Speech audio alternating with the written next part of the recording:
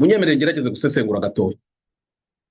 Kwita abavandimwe bo mu bwoko bw'abatwa ngo ni abasigajwe inyuma n'amateka bakabyitwa n'inkotanyi, mwebwe muratekereza ko ari ibyagwiririye abacurabwenge ba FPR inkotanyi?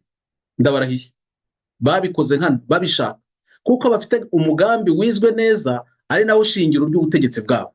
Munyumve neza, babanje gutesha agaciro ubwoko bw'abatwa, babakura mu bwoko ngo ni abasigaye basigajwe inyuma n'amateka, babatesha agaciro kugira ngo ya moko y'inyabutatu Gahutu, Gatwa, Gatutsi nk'uko yaramenyerewe mu muco wacu no mu mategeko y'igihugu cyacu akurwe mu ntekerezo, mu mitekerereze ya rubanda. Bityo byorohera inkotanyi guhimba andi moko abiri mashya yagombaga guhora ahanganishijwe umukino. Naho uri banyarwanda, abanyarwandakazi, niba mushaka kumva ibibazo muhura nabyo, mushatse mwatekereza aho ngaho.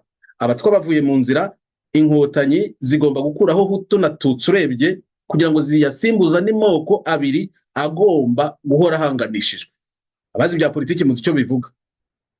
Uko niko bubatse clivage ishingiye kuri ayo moko mashya yahawe amazina. Ayo moko mashya ni ayahe? Ni abahemutse ku ruhande rumwe n'abahemukiwe ku rundi ruhande. Mu magambo batumenyereje, havutse ubwoko bw'abajenosideri n'ubw'abarokotse.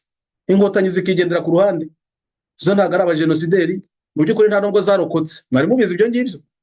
Ubundi zubaka ku buryo abo ngabo bagomba guhora bagongana. Ze gutekereza mureba ari bande abo ngabo. Urebye cyerekana ko ari byo, mwabyemezwa nuko mu Rwanda rw'iki gihe umuntu avuka ari umujenosideri, bityo agashinjwa jenoside yabayeho watarabaho. Undi akavuka yitwa umucikacumu atazi n'ibyo yacitseho icumu uretse ko abimubwira nyuma.